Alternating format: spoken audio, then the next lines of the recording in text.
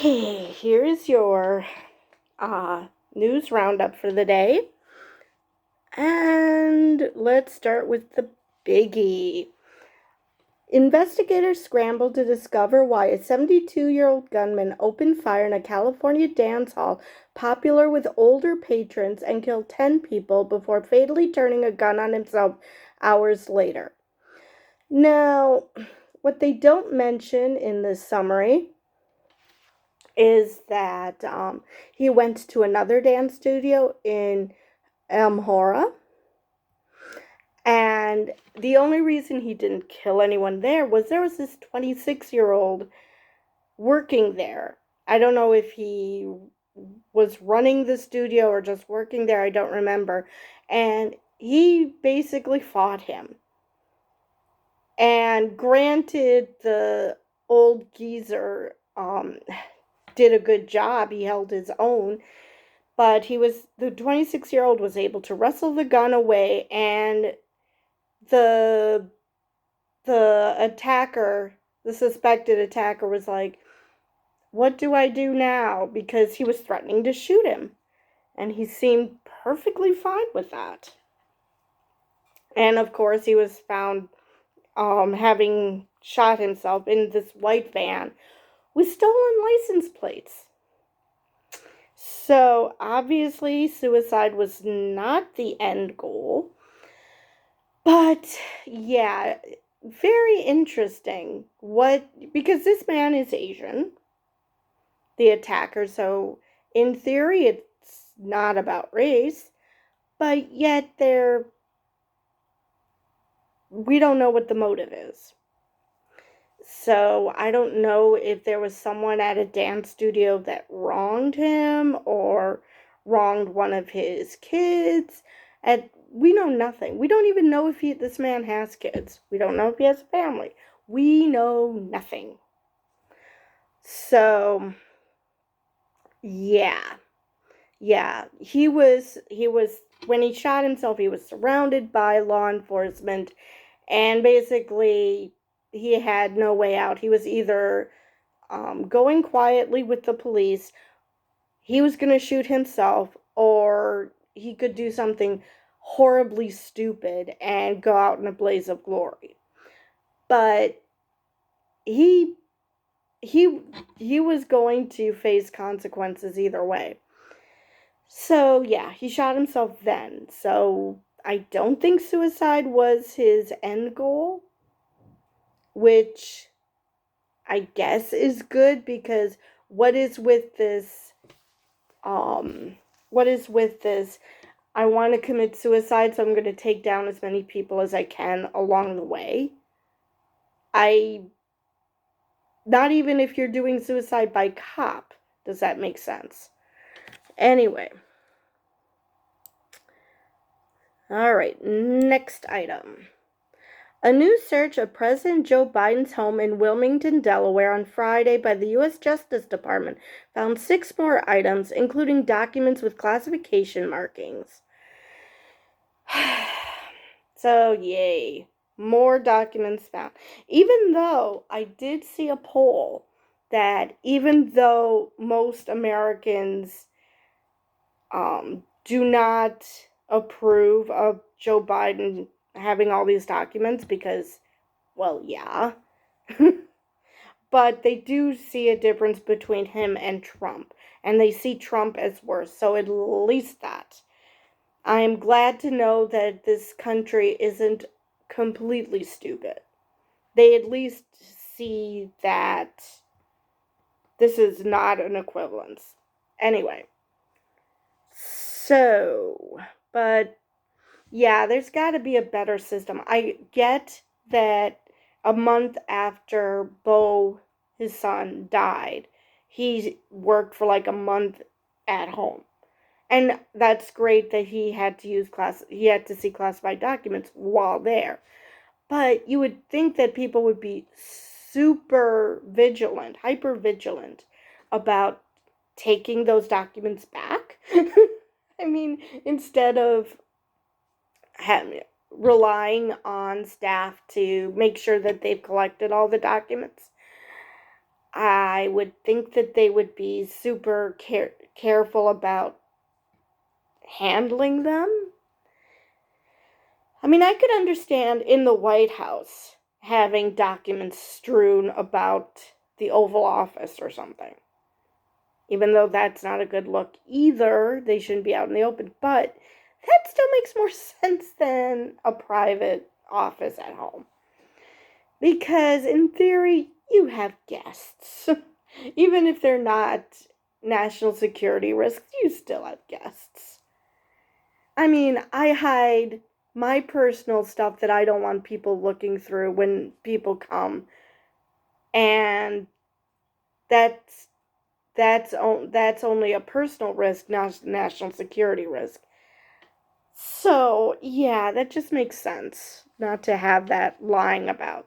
And maybe he didn't. Maybe they were in filing cabinets, but again, yeah, maybe find some other way to store them while you're there so you would, or, look at them, send them back. Look at them, send them back.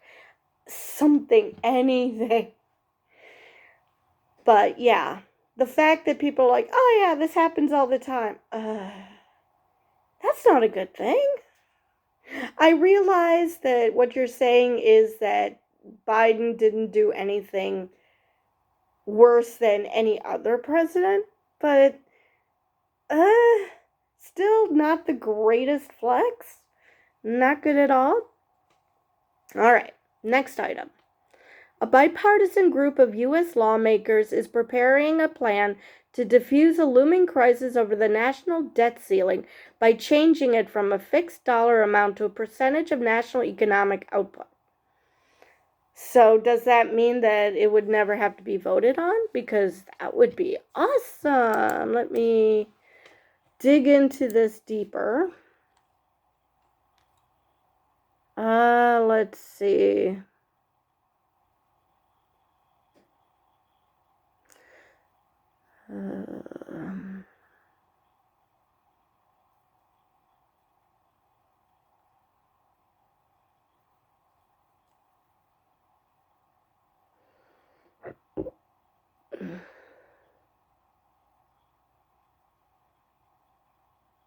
Come on, explain.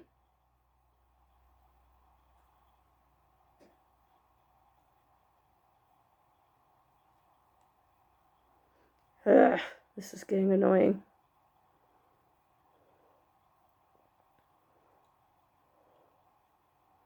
I assume that means that it wouldn't have to be voted on if it's, okay, let's see here. Washington debts are currently equivalent to about 125% of 1 year of production across the U.S. economy.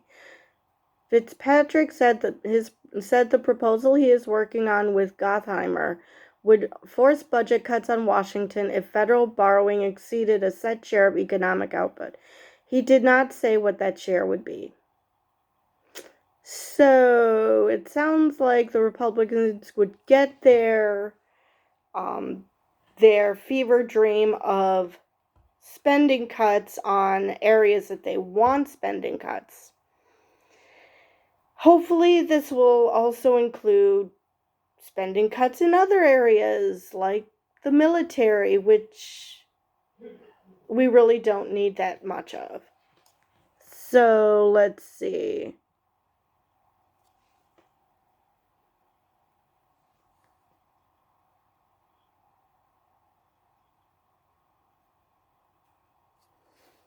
Okay, so had enough of that. Anyway, next item.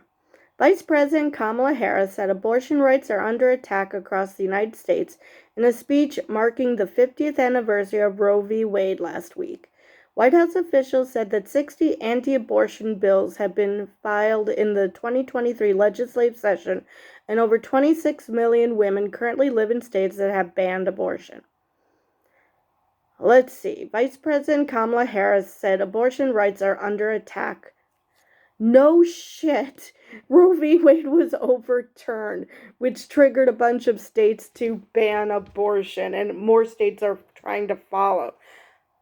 Thank you, Captain Obvious. I think all women knew that.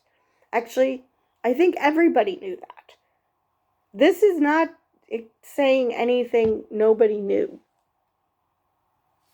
Okay.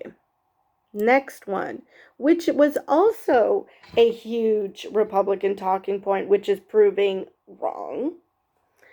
The Internal Revenue Service kicks off the 2023 income tax filing season today, armed with 5,000 new customer service representatives to slash call waiting times as the Biden administration implements $80 billion in new IRS funding.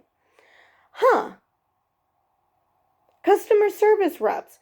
Gee, the Republicans told us it was going to be auditors coming after the middle class and poor because that wasn't anywhere close to reality. They just wanted to scare people, which thankfully is not working. All right. So that's it for the U.S. news. Let's go to world news. Okay, Pakistan's national grid suffered a major breakdown, leaving millions of people without electricity for the second time in 3 months and highlighting the infrastructural weakness of the heavy indebted nation. The outage was caused by a large voltage surge in the south of the grid, which affected the entire network. Ugh. Yeah, that sucks. I don't know what else to say about it, but it sucks. Ugh. All right. Now this one I don't quite understand. Poland's prime minister said his government would ask Germany for permission to send Leopard tanks to Ukraine and planned to send them whether or not Berlin agreed. Well, if you're going to send them regardless, why ask? I don't understand that. That's the part I don't understand. What's the point of asking if you're going to just do it anyway? I mean, it's sort of like asking someone for advice when what they really want is for you to confirm what they already thought. It sounds like that. Okay. But it's nice that people want to send tanks. I assume that these are loaned by the German government or something. Maybe that's why they're asking. But at the same time, they're going to do what they want regardless. So I honestly don't get it. All right. And as a blah blah blah, I can talk. More with the war in Ukraine. Russia Foreign Minister Sergei Lavrov was in South Africa for talks with one of its most important allies on a continent that is divided over Russia's invasion of Ukraine.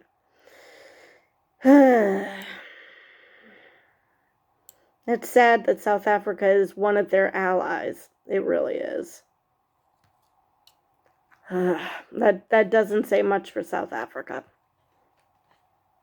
All right. China rang in the Lunar New Year with its people praying for health after 3 years of stress and financial hardship under the pandemic, as officials reported almost 13,000 new deaths caused by the virus between January 13th and 19th. Hopefully everything is waning, the COVID surge is waning now that everyone's been exposed, because my understanding is that they don't really have anything that helps. They don't have a reliable vaccine. They don't have medication for people who have symptoms. I mean, they're working on getting Paxlovid and the Moderna vaccine, but I have no idea if it's already in the country or how many people have been able to take advantage of that. And in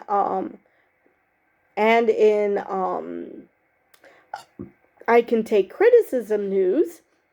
India has blocked the airing of a BBC documentary which questioned Prime Minister Narendra Modi's leadership during the 2002 Gujarat riots, saying that even sharing any of the clips via social media is barred. Yeah, he feels confident in himself, doesn't he? All right. Final world news. Brazil's Ministry of Health has declared a medical emergency in the Yanomami, oh my god, I cannot read. Yanomami territory, the country's largest indigenous reservation bordering Venezuela, following reports of children dying of malnutrition and other diseases caused by illegal gold mining. Now, let me see. Are they doing the illegal mining, or is just the environment that it causes causing the deaths? Let me look. Let's see.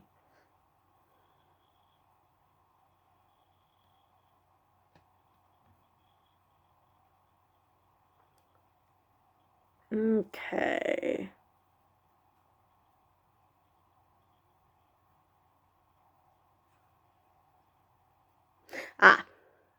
In 4 years of Bolsonaro's presidency, 570 Yanomami children died of curable diseases, mainly malnutrition, but also malaria, diarrhea, and malformations caused by mercury used by wildcat gold miners.